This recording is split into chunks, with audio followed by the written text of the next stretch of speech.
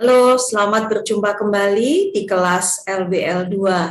Seperti yang telah disampaikan oleh Dr. Jimmy dalam video overview sebelumnya, ada beberapa pendapat tentang wellness. Dan untuk Anda belajar selama 1 semester ini, telah dipilihkan pendekatan wellness versi Prof. Rif atau disebut juga psychological well-being. Nah, sekarang kita lihat ya, reminder. Psychological well-being versi Prof. Rif ini ada 6 aspek atau 6 dimensi atau 6 komponen. Nah, selama 1 semester ini, bagaimana cara kita belajar mengenal 6 dimensi tersebut atau secara keseluruhan psychological well-being. Nah, di RPS ini kita jadi tahu bahwa ada 4 sub capaian pembelajaran LWL2, dan kali ini di sub capaian pembelajaran kedua kita akan belajar apa saja gitu ya. Ada kita praktek mengukur tingkat wellness atau psychological well-being kita pribadi, kemudian juga kita akan diajarin menganalisisnya, kemudian kita juga akan belajar bagaimana cara menyusun hasil analisis tersebut ya. Seru ya, mari kita lihat slide berikutnya. Ya, jadi berdasarkan hasil pengukuran tersebut kita jadi tahu nih komponen wellness tertinggi dan terendah kita itu apa ya. Kemudian komponen terendah inilah yang nantinya akan disebut sebagai komponen unwellness atau dimensi unwellness. Nah, dari data ini kita akan belajar melakukan analisa dan cara penanganannya. Nah, di sini kita sudah lihat ada beberapa jadwal dan nantinya kita akan melihat rubrik sebagai panduan cara kita belajar di tahap ini ya.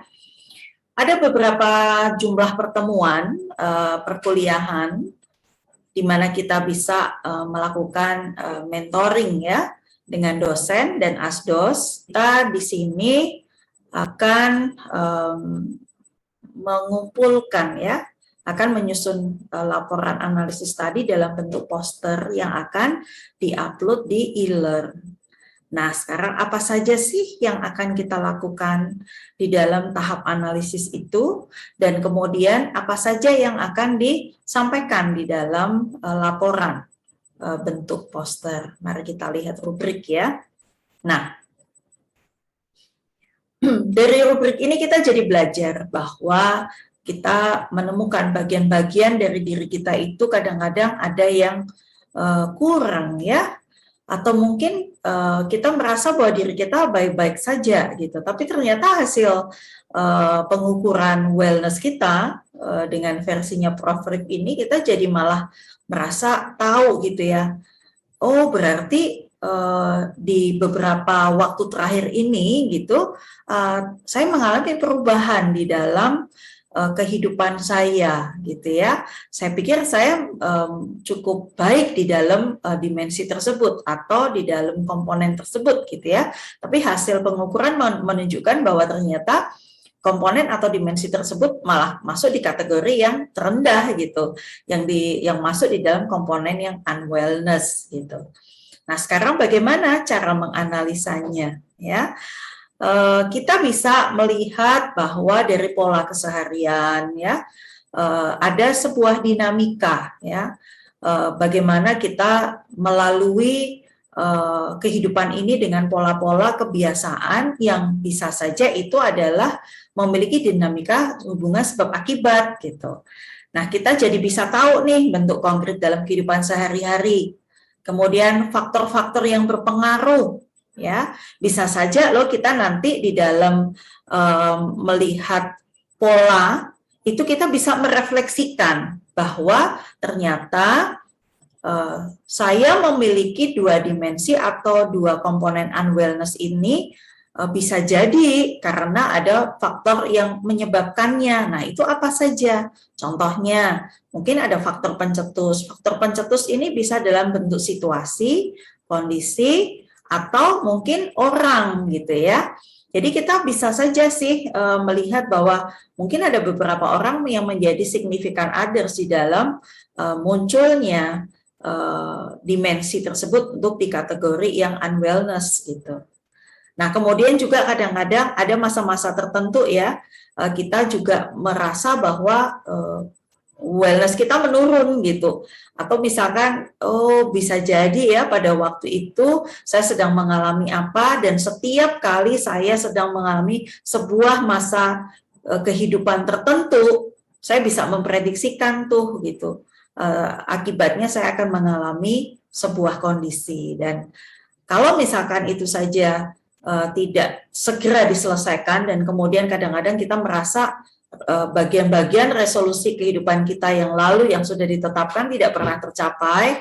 Nah, bayangin gitu ya, kalau misalkan ini masih berlarut-larut, kira-kira dampaknya apa nih buat masa depan saya gitu. Karena kalau akibat itu seringkali itu dirasakan kondisinya saat ini. Ya, tapi kalau dampak itu biasanya yang jangka menengah atau jangka panjang. Nah, kira-kira nih kalau misalkan terus-menerus kita memiliki dua dimensi tersebut dalam kategori yang unwellness, bisa diprediksikan dong masa depan saya akan seperti apa. Nah, saya yakin dari proses refleksi ini Anda merasa perlu untuk melakukan perubahan-perubahan ya. Nah, kadang-kadang perubahan-perubahan inilah yang kemudian perlu ada sebuah komitmen. Tolong nanti disampaikan rancangan Anda di dalam melakukan strategi atau cara agar bisa meningkatkan wellness Anda itu caranya seperti apa. Sebisa Anda menggunakan literatur yang ada ya.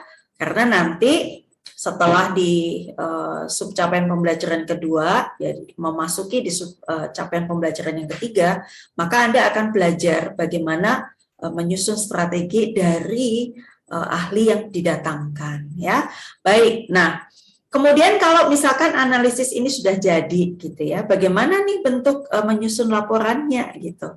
Nah, kali ini hasil analisa Anda itu diminta untuk dituangkan dalam bentuk poster.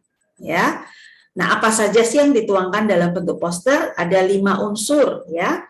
Coba indikatornya apa? Kalau itu disebut dua dimensi atau dua komponen yang unwellness. Kemudian hasil refleksi Anda terhadap faktor-faktor yang berpengaruh, mungkin memperkuat atau mungkin melemahkan dari dua dimensi atau komponen unwellness tersebut. Kemudian ada juga menyampaikan di poster tersebut adalah strateginya, ya. Nah, bagaimana poster ini memiliki nilai yang bagus? Yang pertama adalah ya, materinya disampaikan dengan sistematis, menggunakan kalimat yang mudah dipahami, yang komunikatif, mudah dibaca juga, gitu ya, dan memiliki gambar atau mungkin ada sesuatu pemanis ya, warnanya, komposisi, peletakannya, dan segala macam itu relevan dengan konten-konten yang Anda sampaikan di dalam poster tersebut. Nah, kemudian kalau misalkan ini semua menjadi key performance indicator dari proses belajar Anda, maka lakukanlah ini dengan baik dan seefisien mungkin, gitu ya. Kita tahu bahwa mahasiswa memiliki banyak kegiatan ya, dan jangan sampai ya kita hindari ya, kita usahakan agar bisa mengumpulkan sebelum batas waktu yang ditetapkan itu habis gitu. Kalau misalkan Anda nanti bisa upload poster yang sudah Anda buat di e-learn tepat waktu atau mungkin sebelum waktu yang telah ditetapkan habis Anda sudah mengupload, maka Anda akan memiliki peluang untuk mencapai nilai yang lebih tinggi ya, karena tidak akan mengalami diskon-diskon nilai gitu ya. Nah, kalau ini semua sudah selesai ya, maka kita akan merasakan serunya belajar wellness ini ya, karena kita jadi bisa memiliki keterampilan mengukur dinamika hidup. Kemudian kita juga tahu ya apakah kebiasaan-kebiasaan dari orang-orang tertentu yang mempengaruhi kualitas hidup kita itu ada atau tidak, atau kadang-kadang dari diri saya sendiri sih yang membentuk unwellness tersebut gitu ya. Nah kemudian silahkan nanti teman-teman bisa mengingat kembali. Jadi sebelum bekerja, ya sebelum mengerjakan tugas, Anda tahu dulu kriteria yang diharapkan apa, ya, karena ini akan menjadi dasar penilaian, gitu ya. Apakah Anda telah melakukan langkah-langkah pembelajaran dengan tepat atau belum? Semoga saja di tahap ini Anda akan memperoleh keterampilan hidup baru yang memudahkan dalam melakukan evaluasi diri secara mandiri, dan Anda bisa memenuhi kriteria penilaian ini dengan baik, ya, sehingga Anda bisa berproses dengan baik. Ya, kalau Anda sudah melakukan yang terbaik, ya, selama Anda proses pembelajaran ini, maka Anda akan menikmati bagaimana versi terbaik dari diri kalian. Ya, baik, terima kasih banyak dan selamat berproses, dan ingat, jadilah terbaik versi dirimu. Sampai jumpa.